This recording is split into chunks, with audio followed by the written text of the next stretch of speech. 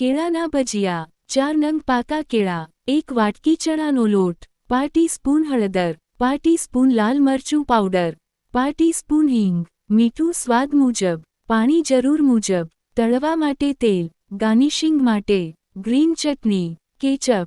સૌ પ્રથમ ચણાના લોટમાં ઉપર બતાવેલ મુજબ મસાલા કરી લો અને પછી તેમાં જરૂર મુજબ પાણી ઉમેરાતા જવાનું અને બેટર તૈયાર કરી લો.